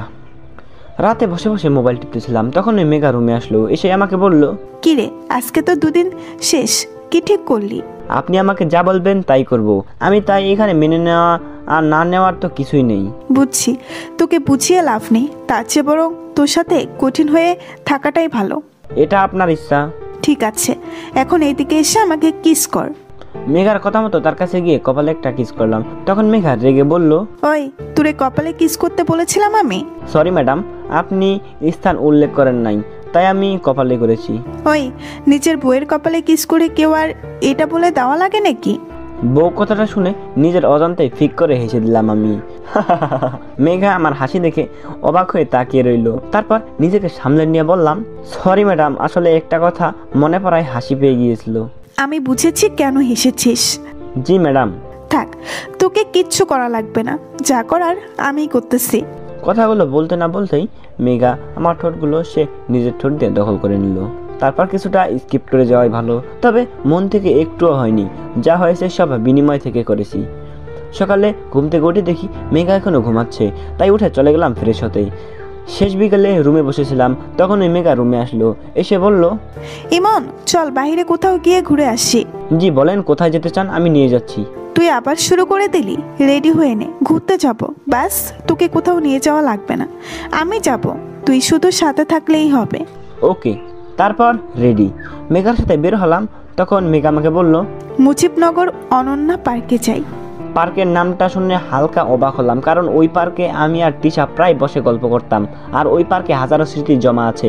মেঘা ওই পার্কে যেতে বলতেছে কেন, এইসব ভাবতেছিলাম। তখন ওই মেঘা আবার বলল, কিরে যাবি নাকি এখানেই বসে থাকবো সারাদিন? তারপর গাড়ি নিয়ে বেরিয়ে গেলাম বাসা থেকে। ওই পার্কে যেতে যেতে সন্ধ্যা হয়ে গিয়েছে। ভেতরে ঢুকে আমি মেঘার সাথে হাঁটতেছি আর তিশার সাথে বসে থাকা সেই জায়গাগুলো দেখতে লাগলাম। কেন জানি বুকের ভেতরে হালকা ব্যথা অনুভব করতে লাগলাম আর চোখের কোণে হালকা হালকা পানি জমা হতে লাগলো। পানিগুলো মুছে হাঁটতে লাগলাম, কারণ এই পানিগুলোর কোনো মূল্য নেই পৃথিবীর কাছে, কারণ বেইমানি করে ফেলেছি তার সাথে। এখন অপরাধী হিসেবে বেঁচে আছি আমি। এসব ভাবতে ভাবতে আনমনে হাঁটতেছি, তখন মেঘা ডাক দিয়ে বলল, কিরে, অতীতে চলে গেলি নাকি? আসলে শরীরটা ভালো লাগতেছে না। ও, আমি তো মনে করেছিলাম তুই তিশার কথা ভাবতেছিলি। আমি আর কিছু বললাম না, চুপচাপ নির্বাক দর্শকের মতো কিছুক্ষণ কাটিয়ে আসলাম মেঘার সাথে। বাসায় এসে খাওয়া দাওয়া শেষ করে আমি রুমে চলে আসলাম। মেঘাও কিছুক্ষণ পর রুমে আসলো, এসেই আমার উপরে শুয়ে বলল, তোকে নিয়ে ঘুরতে গিয়ে মজা নেই, মনে হয় একটা রোবট নিয়ে ঘুরতে বের হয়েছি। আমি কিছু না বলে চুপ করে শুয়ে রইলাম আর মেঘার কথাগুলো শুনতে লাগলাম। মেঘা এবার আমার সামনে বসা থেকে উঠে দাঁড়িয়ে গেল। তারপর আমাকে বলল, আচ্ছা ইমন, আমরা হানিমুনে গেলে ভালো হবে বলতো? ম্যাডাম আমি কি বলবো বলেন, আপনি যেখানে যেতে চান আমি সেখানেই যাব। আচ্ছা তুই এমন করে কথা কেন বলিস বলতো? আচ্ছা বাদ দে, চল আমরা সিলেটে গিয়ে ঘুরে আসি। ওকে। কিছুক্ষণ পর আমার চোখ লেগে আসলে ঘুমিয়ে গেলাম। সকালে ঘুম ভাঙলো মেঘার ডাকে। তাকিয়ে দেখি আমার পাশে বসে আছে। আমাকে সজাগ হতে দেখে বলল, কিরে, ঘুম ভেঙেছে? জি। আচ্ছা উঠে রেডি হয়ে নে তাড়াতাড়ি, আমাদের বাসায় একটু যেতে হবে, আব্বু ডেকেছে আমাদেরকে। ওকে। তারপর রেডি হতে চলে গেলাম। ফ্রেশ হয়ে নাস্তা শেষ করে মেঘাকে নিয়ে ওদের বাসায় গেলাম। সবার সাথে কৌশল বিনিময় করা শেষ হলে আঙ্কেল আমাদের নিয়ে তার অফিসে গেল। গিয়ে নিজের মতো করে বসে রইলাম। কিছুক্ষণ পর মেঘা আমাকে বলল, তোকে এখানে আব্বু কেন নিয়ে এসেছে জানিস? না, কেন? আজকে আব্বু তার সব সম্পত্তি তোর আর আমার নামে লিখে দিবে। মেঘার কথা শুনে ফিক করে হেসে দিলাম। হাসি থামিয়ে রাখতে না পেরে হেসে দিয়েছি। মেঘা অবাক হয়ে গেল আমাকে হাসতে দেখে। তারপর বলল, ওই হাসতেছিস কেন? এখন একটা কথা মনে আসায় হেসে দিয়েছি, সরি অসময়ে হাসিটা দেওয়ার জন্য। ও, তা কি এমন কথাটা যা মনে পড়ে গেল এই সময়? ওই যে কথা আছে না, জুতা মেরে গরুদান, এটা মনে পড়ে গিয়েছিল।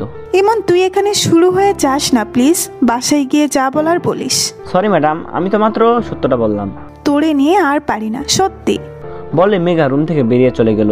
আমিও সে আগের মতোই বসে রইলাম। দুপুরে মোটামুটি অনেক লোকজন এসে উপস্থিত হলো, আর অনেক রকম আয়োজন।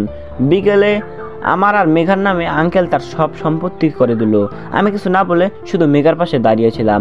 সবকিছু শেষ করে সন্ধ্যা হয়ে গেলো বাসায় আসতে আসতে। বাসায় এসে ফ্রেশ হতে চলে গেলাম। ফ্রেশ হয়ে বেরিয়ে দেখি মেঘা খাটে শুয়ে আছে। আমাকে দেখে বলল, কিরে, কেমন গেল দিনটা? ভালো।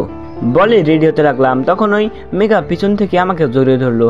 আমি কিছু না বলে নিজের কাজ করতে ব্যস্ত। তখনই মেঘা বলল, ইমন তুই এমন করছিস কেন? একটু ভালোভাবে কথা বললে কি হয়? সরি। আচ্ছা শোন, আর তো 1 মাস পরে রেজাল্ট দিবে, চল এই সময়টাতে হানিমুন শেষ করে আসি। ওকে। তাহলে 3 দিন পর আমরা যাবো ঘুরতে, ঠিক আছে? মাথা নেড়ে হ্যাঁ বলে দিলাম। তারপর মেঘা চলে গেল ফ্রেশ হতে। আমিও বসে বসে মোবাইল টিপতে লাগলাম। তারপর কেটে গেল এভাবে 1 মাস। এদিকে রেজাল্টও বেরিয়ে গিয়েছে। হানিমুন সহ বাকি সবকিছু শেষ করে ফেললাম। কিন্তু মেঘার সাথে সে আগের মতোই আচরণ করি, একটুও বদলায়নি, কারণ মেঘা যা করেছে তা ক্ষমা করার না। তবে এটা ভেবে ভালো লাগতেছে যে কালকে ভার্সিটিতে গিয়ে তিশাকে দেখতে পাবো। এসব ভাবতে ভাবতে ঘুমিয়ে গেলাম। সকালে উঠে ফ্রেশ হয়ে নাস্তা করে ভার্সিটির উদ্দেশ্যে বেরিয়ে যাব। তখনই মেঘা পিছন থেকে ডাক দিয়ে বলল, আমাকে নিয়ে যাবি না নাকি বউকে রেখেই চলে যাবি? আমি কিছু না বলে চুপচাপ দাঁড়িয়ে রইলাম। কিছুক্ষণ পর মেঘা আসলে তাকে নিয়ে ভার্সিটিতে গেলাম। ভিতরে গিয়ে সবার সাথে কথা বলে চুপচাপ ক্লাসরুমে বসে রইলাম। কিছুক্ষণ পর ক্লাস শুরু হয়ে গেল, কিন্তু তিশা এখনো আসেনি। বিকেলে ক্লাস শেষ করে গেটের কাছে দাঁড়িয়ে দেখতে লাগলাম তিশা আসলে এসেছে কিনা, কিন্তু না, তিশাকে দেখতে পাইনি। অবশেষে মেঘাকে আসতে দেখে সেখান থেকে সরে গিয়ে একটু দূরে দাঁড়িয়ে রইলাম। তারপর মেঘাকে নিয়ে বাসায় চলে আসলাম। তিশাকে দেখতে না পেয়ে মনে একটা ভয় কাজ করতে লাগলো। তাও নিজেকে সান্ত্বনা দিয়ে বললাম, আজকে হয়তো আসেনি, কালকে হয়তো বা আসবে, এসব ভাবতেছিলাম। তখনই মেঘা বলল, কি রে, কি এত চিন্তা করতেছিস? না এমনি। ও আচ্ছা, ঘুমা। তারপর এসব ভাবতে ভাবতে ঘুমিয়ে গেলাম।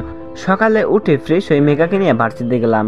মেঘা ভিতরে চলে গেল। আমি মাঠের এক কোনায় দাঁড়িয়ে নীরবে 2 চোখ দিয়ে তিশাকে খুঁজতে লাগলাম, কিন্তু তিশার নামগন্ধ নেই। কাউকে কিছু জিজ্ঞাসা করতে পারতেছি না, তাই নীরবে চারপাশে দেখতে লাগলাম। হঠাৎ পিছন থেকে কাঁধে হাত রাখলো, তাই হালকা ঘাবড়ে গেলাম। পিছনে তাকিয়ে দেখি মেঘা। আমাকে এভাবে ঘাবড়াতে দেখে মেঘা বলল, আরে ভয় পাস না, আমি। কিছু বলবেন? তুই যাকে খুঁজতেছিস সে এই ভার্সিটিতে আর আসবে না। মানেটা হলো তিশা ভার্সিটি থেকে টিসি নিয়ে গিয়েছে, অন্য আরেক ভার্সিটিতে ভর্তি হয়েছে, তাই তাকে খুঁজে লাভ নেই। তো আমি কি করব? সে যা মন চাই করুক, তাতে আমার কি? বলে সেখান থেকে সোজা ভার্সিটিতে চলে এলাম। প্রচুর কান্না পাচ্ছে এখন কেন জানি, তাও সবকিছু চেপে গেলাম নিজের ভেতরে। আমার জন্য একটা মেয়েকে ভার্সিটি বদলে ফেলতে হলো। মেঘার উপর রাগটা বাড়তে লাগলো, ভেতরে পাথরটা আরো বড় হয়ে গেল। কিছু না বলে চুপচাপ বসে রইলাম। এমন লাগতেছে নিজের জীবনের মানেটা হারিয়ে ফেলেছি। কিভাবে পারলাম এটা করতে? এখন খোদার কাছে একটাই দোয়া, মরণটা যেন তাড়াতাড়ি হয়। নিজেকে নিজের ভেতরে বন্দি করে নিয়েছি। কিভাবে পার করব এই অপরাধ বোধটা নিয়ে? এভাবে চলতে লাগলো দিনগুলো। নিজেকে এখন অনেক শক্ত করে নিয়েছি। মেঘা এখনো পারেনি আমার ভালোবাসা আদায় করতে। এভাবে কেটে গেল 6 মাস। বিকেলে আমি ঘুমাচ্ছিলাম, তখন ওই মেঘা এসে ডাকতে লাগলো। আঙ্কেল নাকি হঠাৎ অসুস্থ হয়ে গিয়েছে, তাই উঠে হসপিটালে গেলাম। শেষ রাতের দিকে আঙ্কেলের সাথে কথা বলার সুযোগ হয় সবার। আঙ্কেল সবার সাথে কথা বলে শেষে আমাকে আর মেঘাকে তার কাছে ডেকে নিয়ে যায়। ভেতরে গিয়ে আঙ্কেলের পাশে বসতে আঙ্কেল আমাকে বলল, ইমন, আমি যতদিন পর্যন্ত সুস্থ না হই ততদিন তুমি আমার অফিসটা সামলাও বাবা। আঙ্কেল, মেঘা সবকিছু সামলে নিবে, আপনি চিন্তা করবেন না। দেখো, মেঘা বা তুমি দুজনের একজন সামলে নিও, এতটুকুই।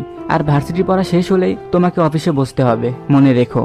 আমি কিছু না বলে চুপ করে রইলাম। তারপরে আরো কিছু কথা বলে বাইরে চলে আসলাম। তখন মেঘা বলল, আমি মেয়ে হয়ে অফিস সামলাবো আর তুই কি করবি? দেখুন, আপনার আব্বুর অফিস আপনি সামলালে ভালো হবে, না হলে পরে আবার। কথাটা বলতে গিয়েও থেমে গেলাম। তারপর বললাম, তার চেয়ে ভালো আপনি সামলান। মেঘা হয়তো বুঝতে পেরেছে কি বলতে চেয়েছি, তাই রাগী মুখ নিয়ে আমার দিকে তাকিয়ে বলল, তুই না বলিস আমি যা বলবো তুই তাই শুনবি? বলেন কি করা লাগবে? কাল থেকে বাবা সুস্থ হওয়ার আগ পর্যন্ত অফিস তুই সামলাবি। কি আর করার, তাই হ্যাঁ বলে দিলাম। তারপর সকালে বাসায় চলে আসলাম। এসে ফ্রেশ হয়ে চলে গেলাম অফিসে। ম্যানেজার সবকিছু বুঝিয়ে দিয়েছে, তাই এত একটা অসুবিধা হয়নি। দুপুরে লাঞ্চ টাইমে মেঘা অফিসে এসে হাজির খাবার নিয়ে। কিছুটা আজব লাগলো, এখানে খাবার আনার কি আছে?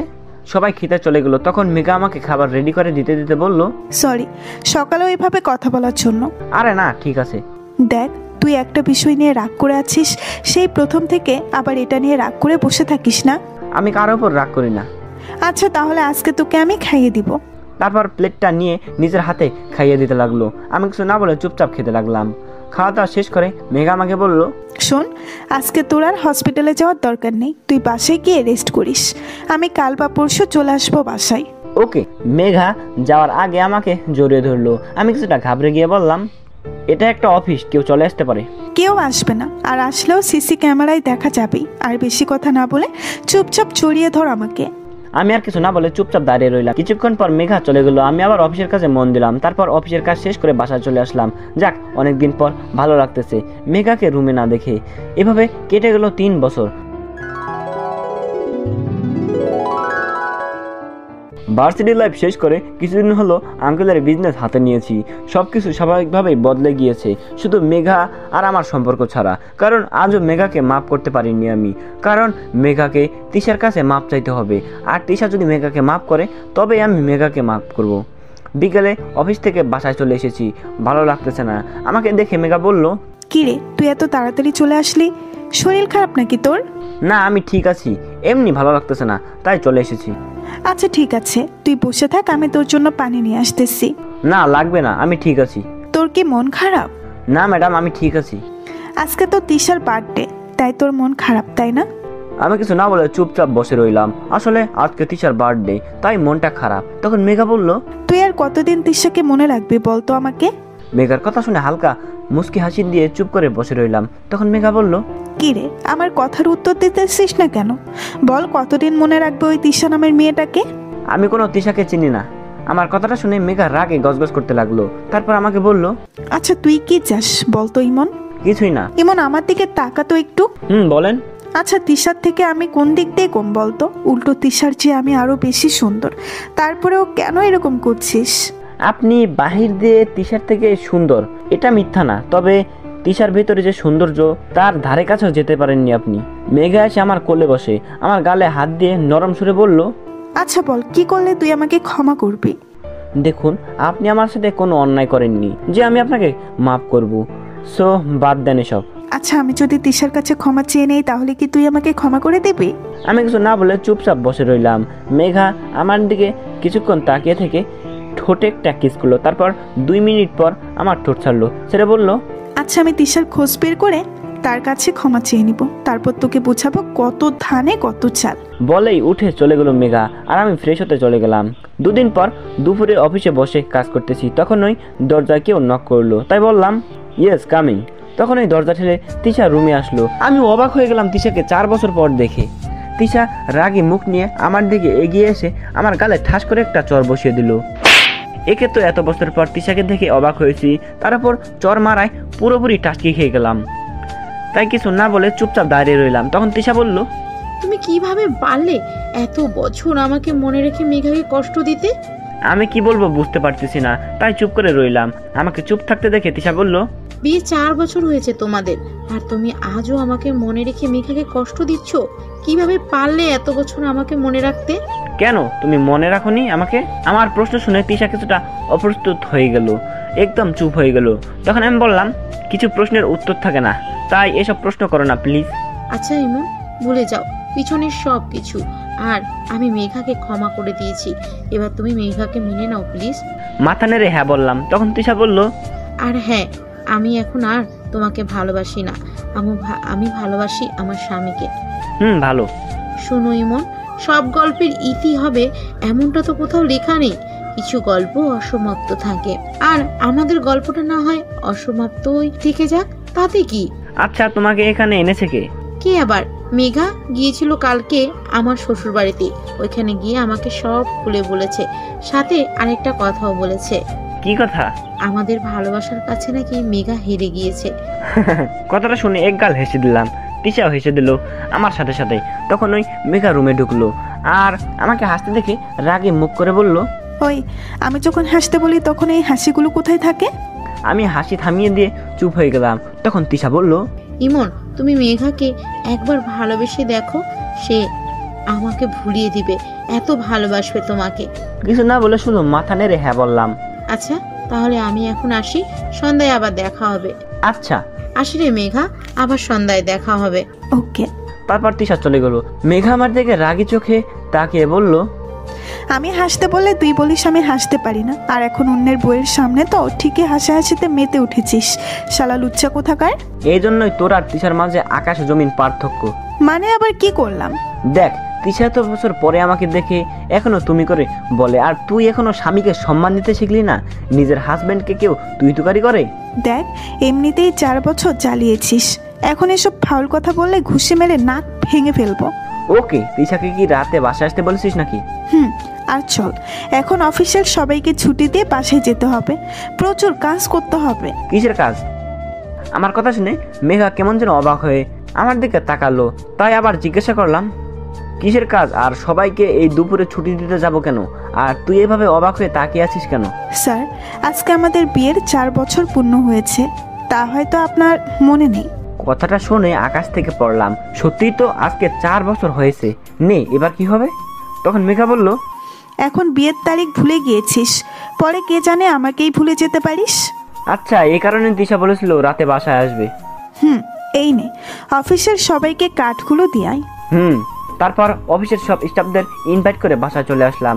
এসে সবকিছু রেডি করতে লাগলাম। রাতে আয়োজন সবকিছু শেষ করে রুমে চলে গেলাম প্রায় শেষ রাতের দিকে। তবে আগামীকাল শুক্রবার, তাই সকালে অফিসে নেই, মাথায় চিন্তাও কম। ফ্রেশ হয়ে খাটে এসে শুয়ে মোবাইল টিপতে লাগলাম। তখন ওই মেঘা রুমে আসলো, এসে ফ্রেশ হতে চলে গেল। মেঘা ওয়াশরুমে যাওয়ার পরে আমি মোবাইল রেখে ঘুমের ভান ধরে শুয়ে গেলাম। কিছুক্ষণ পর মেঘা হঠাৎ আমার বুকে হাত রাখলো, তারপর বুকের লোমগুলো জোর দিয়ে একটা টান মারলো। ব্যাস, ঘুমের ভান ছুটে গেল।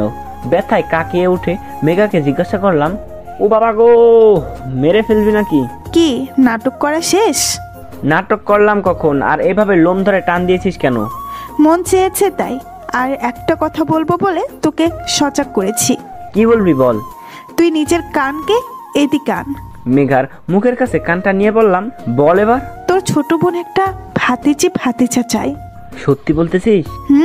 তাই তো তোকে বললাম। ওর শখ কি পূরণ করবি তুই? মেঘা মাথা নেড়ে হ্যাঁ বলে, মাথাটা নিচু করে রাখলো। তাই আমি বললাম, তো কি আর করার, চল, ছোট বোনের আবদার বলে কথা। তারপর যা হওয়ার তাই। তো দর্শক ভাইয়ারা, আপনি গল্প শোনা লাগবে না, আপনারা যান, গল্প শেষ।